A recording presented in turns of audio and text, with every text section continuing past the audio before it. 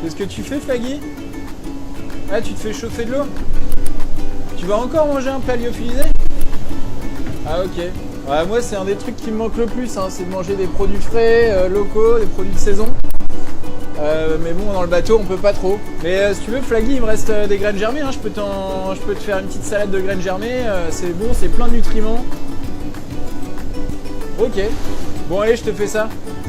Allez, à toutes.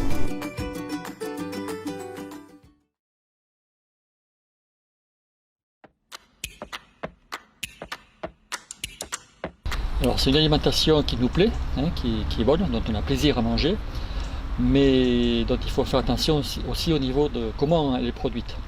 On a de plus en plus de problèmes de santé qui sont liés à la chimie, aux pesticides qui sont mis par exemple dans l'alimentation.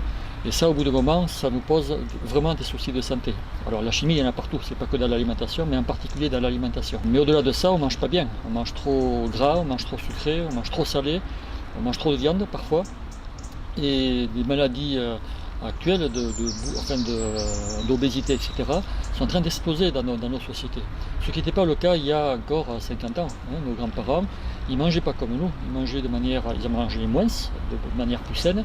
Ils faisaient la bringue très très bien comme nous, ça c'est sûr, mais il y a vraiment une autre façon, une autre relation à l'alimentation, et il faut vraiment tenir compte de ces choses-là pour l'avenir. Ah ouais. Alors moi je mange jamais, mais vraiment jamais de trucs lyophilisés, comme fait Benjamin ces temps-ci là. J'aime pas ça, mais en plus c'est vraiment de l'hyper-industrialisé, on ne sait pas ce qu'ils y mangent, ça consomme de l'énergie en veux-tu en voilà. Enfin voilà, il faut manger ça uniquement quand on fait le Vendée Globe et encore quand on est 4e aujourd'hui je crois.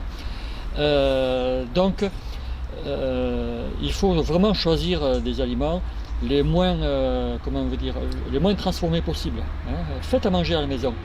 Et en faisant à manger à la maison, on redécouvre les goûts des aliments, on fait ce qu'on veut, on apprend à cuisiner. Ces périodes de confinement, etc., ont permis à beaucoup de gens à réapprendre ces choses-là.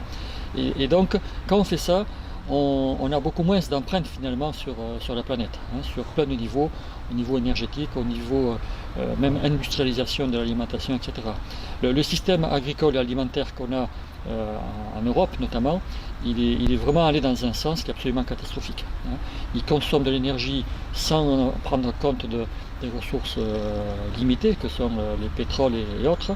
Il utilise de la chimie énormément, on l'a déjà dit, et puis il nous enferme dans une alimentation qui est désastreuse pour plein des écosystèmes entiers. Hein. Tout le monde sait les désastres liés à la consommation de soja par nos animaux, par exemple, sur la déforestation au Brésil, mais pas que la déforestation du Brésil, aussi sur les pampas d'Argentine qui sont détruites. Socialement, c'est une catastrophe. On tue des gens. Pour que nous on mange du lait produit avec du soja OGM d'Amérique du Sud, il y a des gens qui sont tués. Enfin, c'est ça aussi les désastres liés à l'alimentation industrielle qu'on a ici. Hein. Donc il faut vraiment se dire, tous les jours, on est dans un pays riche ici où on mange 3 fois, des fois 5, quelques-uns mangent 5 fois par jour, et à chaque fois qu'on mange, on a un type d'agriculture derrière, avec des conséquences à la fois sur l'environnement, mais à la fois sur nous, sur les humains aussi. Et ça, il faut en avoir conscience. Ça dépend où on habite, hein, mais si on habite en zone où il y a des paysans encore qui sont là, c'est très facile de trouver des paysans chez qui on va trouver de l'alimentation. Hein. C'est très facile d'aller les rencontrer, vous allez trouver facilement des gens qui vont vous ouvrir les fermes, vous expliquer, voilà, moi je produis comme ça, moi je suis en bio, je n'utilise plus jamais de produits pesticides, de produits chimiques, moi je travaille comme ça. Et il y a une relation de confiance qui s'instaure comme ça. Alors ça peut se trouver même en ville à travers des groupements comme les AMAP ou des systèmes comme ça, mais aussi des commerces avec des circuits un peu plus courts que la grande distribution. La grande distribution, c'est là qu'on achète 85% ou 90%, je ne sais plus aujourd'hui, d'aliments. C'est ça la réalité de tous les jours. Mais il y a aussi d'autres systèmes alternatifs qui existent. Il faut vraiment aller vers ces choses-là et exiger à la grande distribution qui n'est qu'un commerçant, donc qui pousse les gens à consommer d'une certaine manière, mais qui aussi doit faire attention à ce que les gens lui demandent. Donc il faut exiger à la grande distribution d'arrêter de vendre des saloperies. Il n'y a pas d'autre mot sur toute une série d'aliments qui sont, oui, certainement techniquement très, très bien faits, etc., mais qui sont absolument abjects sur les conséquences environnementales, sur les conséquences de santé, etc. Donc il y a plein d'alternatives. Il faut vraiment ouvrir les yeux, se poser des questions. C'est pas forcément plus cher, hein. C'est d'autres organisations, c'est vrai, mais il y a vraiment, on est en pleine transition sur ça. Il faut s'intéresser à ces autres systèmes de distribution. Alors moi je fais quoi? Ben voilà, je fais du jardin derrière moi. Il y a une brebis qui est passée là-bas, je mange ça aussi. Mais au-delà de ça, je travaille dans une structure paysanne qui s'appelle Euskal Herriko Laborantza Gemara, ehlgbai.org si ça vous intéresse, et qui depuis plus de 15 ans travaille avec des paysans sur le Pays Basque Nord, sur comment on fait une transition vers l'agriculture paysanne. C'est-à-dire que comment on fait qu'il y ait le plus possible de fermes vivantes en Pays Basque, qui produisent sainement de l'aliment qui correspond à nos attentes. Et là on est vraiment sur un tournant. On a réfléchi récemment sur qu'est-ce qu'on va manger en 2050, dans 30 ans à peu près. Quelle est l'assiette qu'on pourra manger?